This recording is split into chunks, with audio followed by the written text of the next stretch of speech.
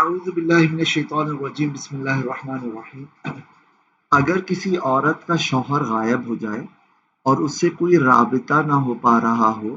اور پتہ ہی نہ ہو کہ یہ زندہ بھی ہے یا مر گیا، اس طرح کے شوہر کو ہم غائب قرار دیں گے نا۔ ہاں، جن سے رابطہ ہو رہا ہے تو وہ تو سمجھے حاضر کی طرح ہیں۔ اب سوال یہ ہے کہ جس عورت کا شوہر غائب ہو گیا ہو، آیا اس عورت کا نان نفقہ اور خرچہ پانی کون اٹھائے گا؟ کیا یہ نان نفقہ بھی شوہر پر لازم ہوگا، یا جتنے عرصے وہ غائب رہا اتنے عرصے کا نان نفقہ شوہر پر لازم نہیں ہوگا اور بیوی کو خود سے کوئی انتظام کرنا ہوگا؟ تو اس فصل یا یونٹ میں یہ اس سے متعلقہ مسائل کو ان ڈیٹیل ڈسکس کریں گے۔ ہم اختصار کی خاطر اہم اور چیدہ چیدہ جزئیات کو انشاءاللہ دیکھیں گے۔ چنانچہ شیخ قدری پاشا رحمۃ اللہ تعالی علیہ فرماتے ہیں: الفصل الخامس فی نفقۃ زوجۃ الغائب، پانچواں یونٹ غائب آدمی کی بیوی کے نفقے کے بارے میں ہے۔ کہتے ہیں تفرض النفقۃ لزوجۃ الغائب، فرض کیا گیا ہے نفقہ غائب آدمی کی بیوی کے لیے، فی مالہ، اس غائب آدمی کے مال میں، ان کان لہ مال حاضر، اگر ہو اس آدمی کا مال موجود، فی منزلہ، اس آدمی کے گھر میں، من جنس نفقتی، نان نفقے کی جنس سے، کل غلالی، جیسا کہ غلہ، و نحوہا، اور اسی کے مثل چیزیں، من اصناف المأکولات، یعنی کھانے پینے والی چیزیں۔ تو کھانے پینے کا غلہ گھر میں موجود ہے تو ظاہر ہے کہ اسی سے پھر بیوی اپنا نان نفقہ نکالے گی اور کھائے گی۔ تو کچن میں جب تک کھانا موجود ہے تو وہ کھانے کا خرچ وہیں کچن سے لے کر کھاتی رہے گی۔ اسی طرح اگر کرنسی یا مال وغیرہ ایسا ہے کہ جس کے ذریعے سے غلہ حاصل کیا جا سکتا ہے، نان نفقہ حاصل کیا جا سکتا ہے، تو اس کو بھی بیوی استعمال میں لا سکتی ہے۔ پرانے زمانے میں سونے چاندی کے سکے ہوتے تھے یا سونے چاندی کے بسکٹ وغیرہ ہوتے تھے۔ کچھ سکے ایسے ہوتے تھے جن پہ گورنمنٹ کی مہر ہوتی تھی، کچھ سکوں پہ نہیں ہوتی تھی۔ دونوں صورتوں میں وہ میڈیم آف ایکسچینج بنتے تھے، یعنی چیزوں کے لین دین کا ذریعہ بنتے تھے، جیسے آج کل کرنسی ہے۔ چنانچہ کہتے ہیں وَالذَّهَبِ وَالْفِضَّةِ الْمَدْرُوبَيْنِ وَغَيْرِ الْمَدْرُوبَيْنِ، اور یعنی وہ مال جو حاضر ہے اس کے گھر میں، اگر وہ نان نفقے کی جنس سے ہو، کھانے پینے کی جنس سے ہو، یا پھر سونا یا چاندی ہو، المدروبین، چاہے وہ ڈھلے ہوئے ہوں سکے میں، وغیر المدروبین، یا وہ ڈھلے ہوئے نہ ہوں، او کان لہ مال من ذالک، یا پھر ہو اس شخص کا مال ان چیزوں میں سے، یعنی کرنسی یا کھانے پینے کی چیزیں، مودع، امانت رکھا گیا، عند احد، کسی ایک کے پاس، یعنی کسی کو اس نے کچھ مال، کچھ کرنسی وغیرہ بطور امانت دی ہوئی تھی، تو پھر یہ عورت جا کر اپنے نان نفقے کی مقدار میں اس امین سے وصول کر سکتی ہے۔ او دین علیہ، یا پھر قرض میں یا دین میں دیا ہو یہ مال اس شوہر نے۔ مثال کے طور پر پڑوس میں کسی کو شوہر نے جو ہے ₹1,00,000 بطور قرض دیے تھے، اب وہ شوہر غائب ہو گیا تو بیوی جا کر اس ₹1,00,000 کا مطالبہ کر سکتی ہے اور وہ وصول کر کے اس میں سے اپنا نان نفقہ وغیرہ وہ حاصل کرے گی۔ لیکن یہ سب کب ہے؟ وَأَقَرَّ الْمُودَعُ أَوِ الْمَدْيُونُ بِالْمَالِ وَبِالزَّوْجِيَّةِ، اور اقرار کر رہے ہوں امین اور قرض لینے والے مال کا بھی اور بیوی ہونے کا بھی، او لم یقر، یا پھر اقرار وہ نہ کریں، او کان الحاکم یعلم بہما، یا ہو حاکم جانتا ان دونوں باتوں کو۔ یعنی بات یہ ہے کہ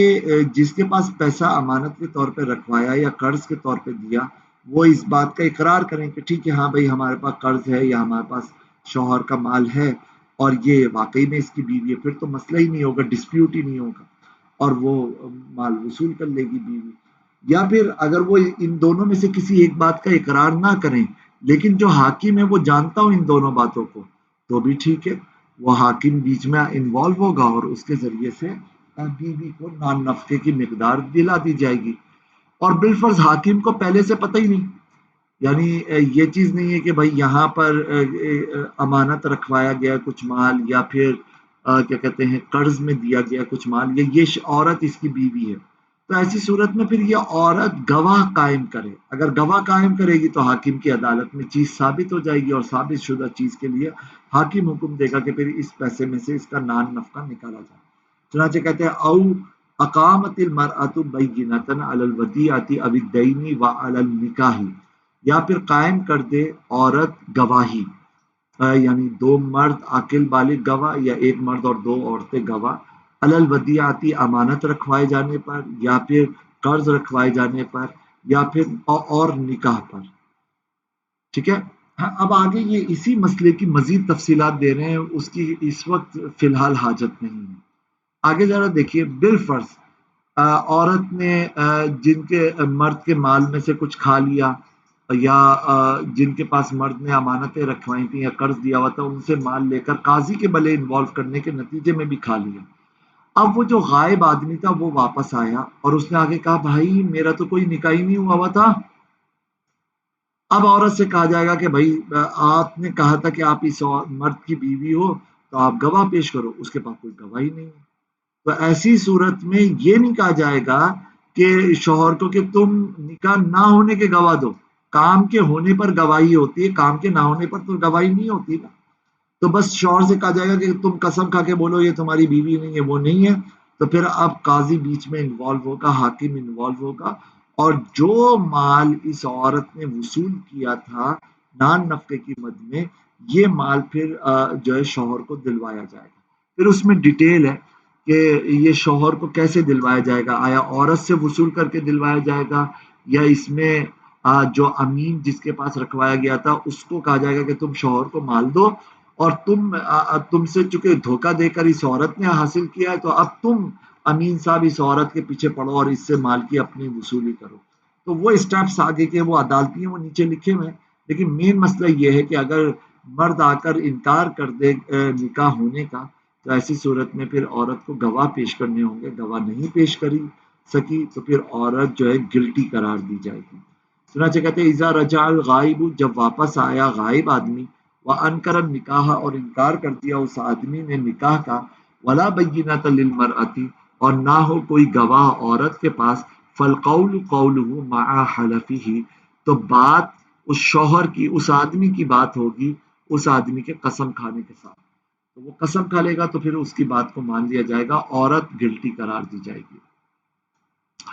اسی طرح مثال کے طور پہ شوہر واپس آیا اور اس نے آ کر یہ گواہی سے ثابت کیا کہ ٹھیک ہے یہ میری بیوی تو تھی، ہمارا نکاح ہوا تھا، لیکن یہ تو طلاق ہو گئی تھی اس کو اور اس کی عدت ختم ہو گئی تھی، یا پھر یہ عورت گھر چھوڑ کر بھاگ گئی تھی جس کی وجہ سے یہ نان نفقے کی تو مستحق ہی نہیں رہی تھی، یہ ناشزہ ہو گئی تھی۔ تو پھر ایسی صورت کے اندر وہی مسئلہ آ جائے گا کہ وہ عورت جو ہے نا گلٹی قرار دی جائے گی اور اس سے مال وصول کیا جائے گا۔ چنانچہ کہتے ہیں اذا رجع الزوج الغائب، جب غائب شوہر واپس آیا، واقام البینۃ، اور اس نے قائم کی گواہی علی الطلاق، طلاق ہونے پر، وانقضاء العدت، اور عدت گزر چکے ہونے پر، وعدم استحقاق المرأۃ النفقۃ، اور عورت کے نفقے کے مستحق نہ ہونے پر گواہی قائم کی، التی اخذتھا، وہ نفقہ جو یہ بیوی لے چکی تھی، فی غیاب ہی، اس کے غائب ہونے کی حالت میں، تو دمینت ہیا، تو ضامن ہوگی یہ عورت، لد دافع، نہ کہ اس مال کے ضامن ہوں گے، من المدعی بالمدیون، امین آدمی اور قرض لینے والا مقروض آدمی۔ تو قرض لینے والے اور امین آدمی نے تو یہ دیکھا کہ بھائی یہ تو بیوی ہے واقعی میں، لہٰذا انہوں نے پیسے دے دیے۔ اب ظاہر ہے کہ ضامن جو ہے نا، اب وہ لوگ نہیں ہوں گے اس سچویشن کے اندر، بلکہ اس سچویشن میں ڈائریکٹلی عورت ضامن ہوگی اور شوہر اس عورت سے مطالبہ کرے گا۔ ٹھیک ہے، آگے اگلا مسئلہ یہ کہتے ہیں کہ مثال کے طور پر شوہر نے کچھ مال امانت کے طور پہ رکھوایا تھا جو نہ تو کرنسی تھا، نہ کھائی پی جانے والی چیزوں میں سے تھا، بلکہ جیسے فار ایگزامپل بلڈنگ تھا، گھر تھا، زمین تھی، پلاٹ تھا۔ تو کیا بیوی کے نان نفقے کی خاطر اس جائیداد وغیرہ کو بیچ دیا جائے گا اور اس سے نان نفقہ دیا جائے گا؟ تو جواب یہ کہ نہیں، بلکہ ان جائیدادوں وغیرہ کو اجرت پہ دیا جائے گا، کرائے پہ اٹھایا جائے گا، اور اس کرائے سے بیوی کو نان نفقہ دیا جائے گا تاکہ شوہر کے ایسٹ بھی سلامت رہیں اور بیوی کی جو حق ہے وہ بھی عطا ہوتا رہے۔ چنانچہ کہتے ہیں اذا کانت الودیعۃ اب المال الذی فی بیت الزوج الغائب من غیر جنس النفقۃ، جب ہو ودیعت یا وہ مال کہ جو شوہر کے گھر میں ہے، غائب شدہ شوہر کے گھر میں ہے، ایسا مال کہ جو نفقے کی جنس سے نہیں ہوتا، تو فلیس للزوجۃ ان تبیع منہ شیئا فی نفقۃ نفسها، تو جائز نہیں ہے بیوی کے لیے کہ بیچے وہ بیوی اس مال میں سے کوئی بھی چیز اپنی ذات کے نفقے کے سلسلے میں، ولا للقاضی بیع شیء منہ، اور نہ ہی جائز ہے قاضی کے لیے ان میں سے کسی چیز کو بیچنا۔ تو اب حل کیا نکالا جائے گا؟ تو کہتے ہیں وَتُؤَجَّرُ الْعَقَارَاتُهُ، اور اجرت پہ دیا جائے گا، کرائے پہ دیا جائے گا اس کی بلڈنگز یا جائیدادوں کو، وَيُصْرَفُ مِنْ اُجْرَتِهَا فِي نَفْقَةِ مَرْأَةٍ، اور خرچ کیا جائے گا اس کے کرائے سے بیوی کے نان نفقے میں۔ اب جہاں جہاں قاضی آ کر فیصلہ دے گا کہ ہاں بھائی ٹھیک ہے اس عورت کا نان نفقہ نکالا جائے شوہر کے مال میں سے، یا ان امین جس کے پاس امانت رکھوائی تھی اس سے لے کر دیا جائے، یا مقروض سے قرضہ واپس لے کر پھر اس عورت کا نان نفقہ ادا کیا جائے، جن جن سچویشنز کے اندر قاضی کا فیصلہ آئے گا اور پھر عورت کو نان نفقہ ملے گا، اگر ان سچویشنز میں قاضی کا فیصلہ آئے بغیر لوگ رضامندی کے ساتھ عورت کو مال دیں اور عورت اس مال کو وصول کرے تو یہ بالکل جائز ہے۔ لیکن اب عورت جو ہے نا اس سلسلے میں ذمہ دار ہوگی کہ جو عرف ہے نان نفقے کا وہ اسی کے مطابق اس میں سے اپنے نان نفقے کو خرچ کرے گی، ضرورت سے زیادہ اسراف اور خرچ نہیں کرے گی۔ چنانچہ کہتے ہیں فی کل موضع جاز للقاضی ان یقضی للمرأة بالنفقۃ من مال زوجها الغائب، ہر وہ مقام کے جائز ہے قاضی کے لیے کہ فیصلہ کرے وہ بیوی کے لیے نان نفقے کا اس غائب شوہر کے مال میں سے، جاز لہا تو جائز ہے اس عورت کے لیے ان تاخذ منہ کہ وہ لے لے اس مال میں سے ما یکفیہا اتنا جو کفایت کرتا ہے اس عورت کو بالمعروف ہی معروف طریقے کے ساتھ، من غیر قضاء قاضی کے فیصلے کے بغیر، تو عدالت میں کیس نہ بھی جائے ویسے ہی مسئلہ سالو ہوتا رہے تو ٹھیک ہے، یہ بھی اپنے مقام پر بالکل جائز ہے۔ اگلی فصل بڑی سیدھی سیدھی اور آسان سی ہے، اس پر تھوڑا سا غور کر لیتے ہیں، اور وہ یہ ہے کہ کب جو نان نفقہ ہے وہ شوہر کے لیے دین بنتا ہے، یعنی وقت اور موقع پر اس کو تو ادا کرنا واجب تھا لیکن اس موقع پر ادا نہیں کیا تو اب وہ ذمے میں لازم ہوگی، اب بعد میں اس کو ادا کرنا ہوگا۔ تو اس سلسلے میں بنیادی اصول یہ ذہن میں رکھیے کہ اگر شوہر پر قرضہ ہے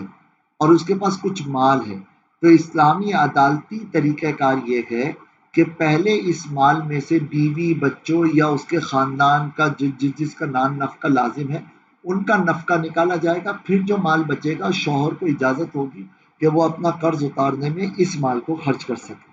ایک بات ہو گئی۔ دوسری بات یہ ہے کہ شریعت کی طرف سے بیوی کو نان نفقہ فراہم کرنا شوہر پر واجب ہوتا ہے،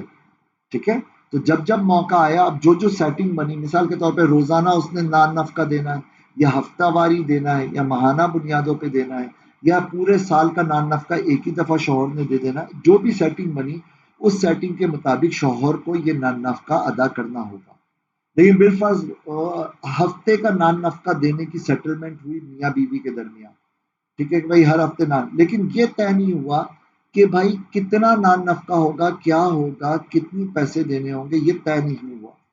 تو اگر میاں بیوی نے باہمی رضامندی سے نان نفقے کی مقدار کو یا چیزوں کو متعین کر کے طے نہیں کیا، یا قاضی کے بیچ میں انوالو ہونے کے بعد یہ طے نہیں ہوا، تو شوہر پر اپنے وقت پر یہ نان نفقہ دینا تو لازم ہوگا، لیکن وقت گزرنے کے بعد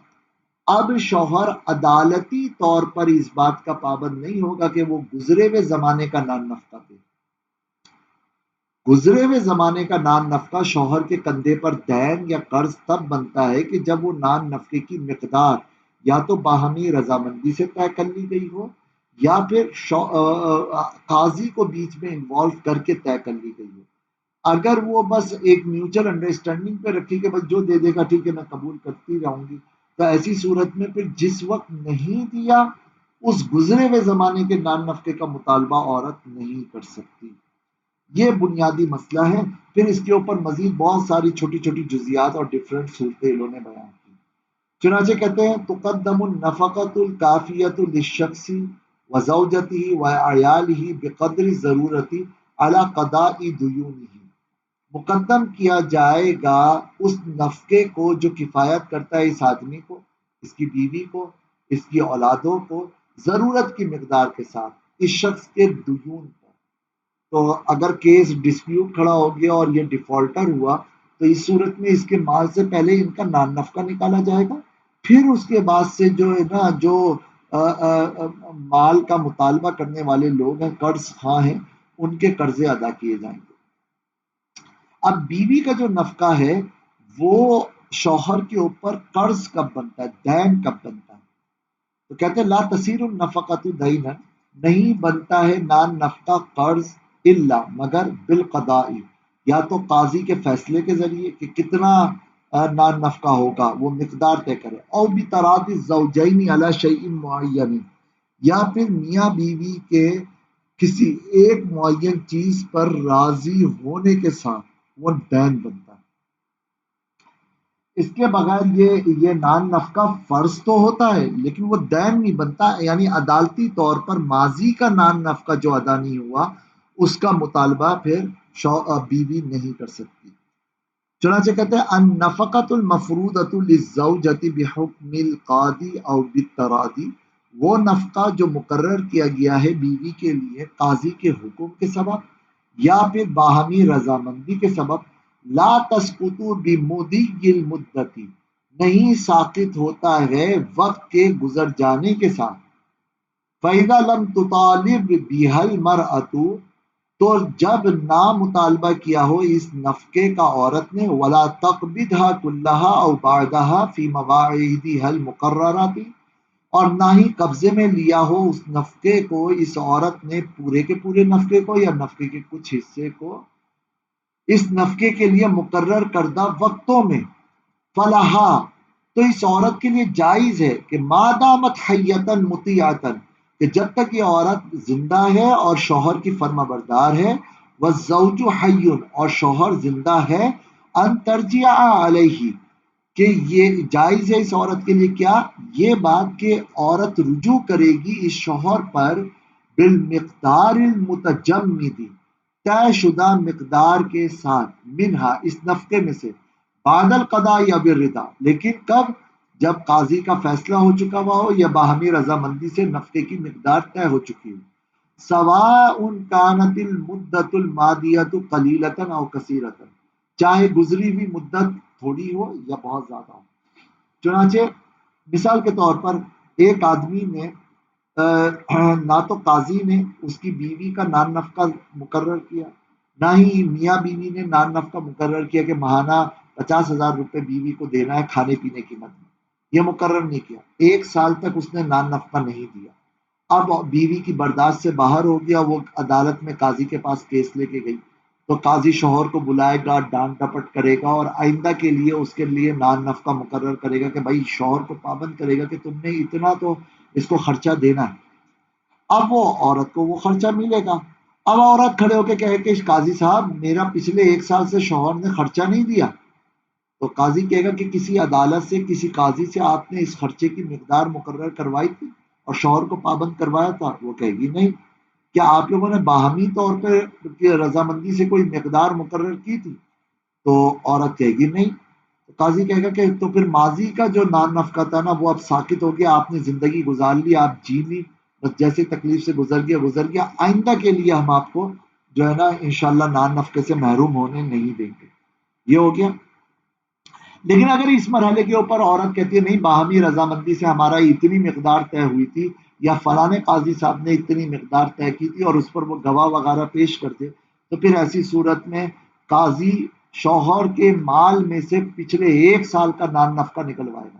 اب یہ نہیں کہا جائے گا کہ ماضی قریب میں 1-2 مہینے کا نان نفقہ لے لو بھائی، اتنے 1 سال پرانا نان نفقہ لینے کی تمہیں کیا ضرورت ہے؟ نہیں، وہ اس کے اوپر قرض ہے، اور قرض چاہے نیا ہو یا پرانا ہو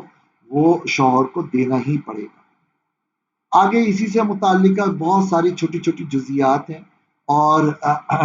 ایک ایک جزی ذرا سا دیکھیے گا، بہت امپورٹنٹ ہے، اور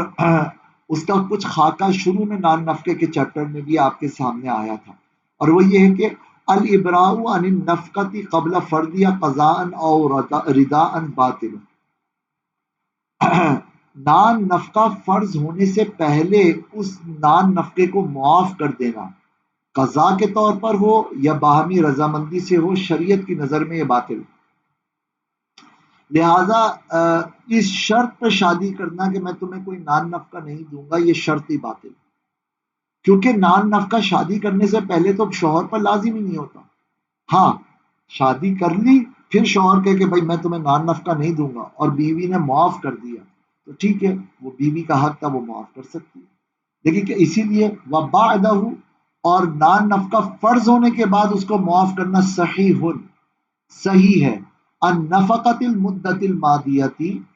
ماضی کے نان نفقے کو معاف کر دینا صحیح ہے، یعنی 1 مہینے سے نان نفقہ نہیں دیا، شوہر کہتا ہے کہ میں تو نہیں دے سکتا، مفلس ہو گیا، تو بیوی نے کہا چلو میں نے تمہیں معاف کر دیا۔ وعن نفقت یوم واحد مستقبل دخل اولہ،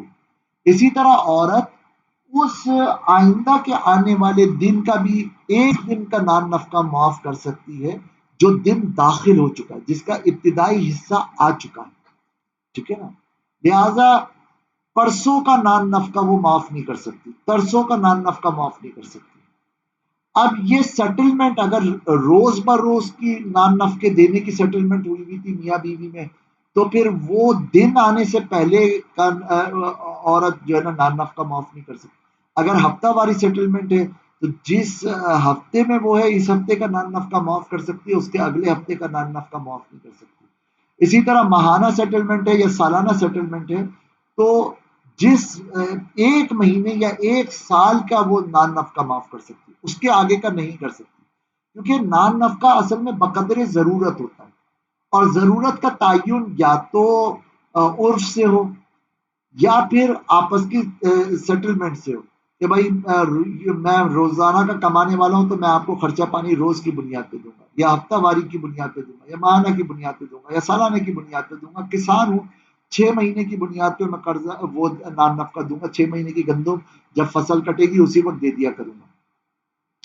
تو جو بھی سیٹلمنٹ ہو، اس سیٹلمنٹ کے دورانیے کے اندر داخل ہو کر اس کا نان نفقہ بیوی معاف کر سکتی ہے، ٹھیک ہے؟ اب یہاں پہ اور وہ شرعی طور پہ معاف بھی ہو جائے گا۔ اب آپ کہیں گے تو کیا سر آئندہ کی پوری زندگی کا نان نفقہ عورت معاف نہیں کر سکتی؟ تو اس کا جواب یہ کہ شرعی اعتبار سے معاف نہیں کر سکتی۔ ہاں، میوچل انڈرسٹینڈنگ ہے کہ عورت کہے کہ بھائی ٹھیک ہے، میں زندگی بھر کبھی آپ سے نان نفقے کا مطالبہ نہیں کروں گی، میں نے آپ کو معاف کیا، تو ابھی وہ زندگی بھر کے لیے معاف نہیں ہوا، بلکہ جس سیٹلمنٹ کے دورانیے کے اندر وہ ہے اس سیٹلمنٹ کا معاف ہو گیا، اگلی سیٹلمنٹ کا یعنی مثلا اگلا ہفتہ یا اگلا مہینہ آیا تو ابھی وہ شریعت کی نظر میں نان نفقہ معاف نہیں ہوا، لیکن بیوی اس کا مطالبہ ہی نہیں کر رہی، شوہر ادا بھی نہیں کر رہا، تو ٹھیک ہے، وہ بیوی کا حق تھا، اس نے ساکت رکھا ہوا ہے، تو شوہر کے حق میں ساکت ہوا ہوا ہے، کوئی مسئلہ ہی نہیں۔ لیکن اس کے اگلے مہینے میں عورت چاہے تو مطالبہ کر سکتی، اور وہ اگر مطالبہ کر دے گی تو شوہر کہے گا تم نے تو زندگی بھر کے لیے مجھے معاف کیا تھا، تو اب کیسے مطالبہ کر رہی ہے؟ تو ڈسپیوٹ ہوگا، ڈسپیوٹ جب قاضی کے پاس جائے گا تو قاضی کہے گا کہ نہیں بھائی، زندگی بھر کا نان نفقہ شریعت کی نظر کے اندر کبھی بھی کوئی عورت معاف نہیں کر سکتی، وہ اپنی سیٹلمنٹ کے موجودہ دورانیے کا یا گزرے ہوئے دورانیے کا نان نفقہ تو معاف کر سکتی ہے، لیکن مستقبل کے دورانیے کا نان نفقہ معاف نہیں کر سکتی، کیونکہ وہ ابھی واجب ہی نہیں ہوا، مستقبل کا وقت جب آئے گا تب وہ واجب ہوگا۔ امید مسئلے کلیئر ہو گئے ہوں گے۔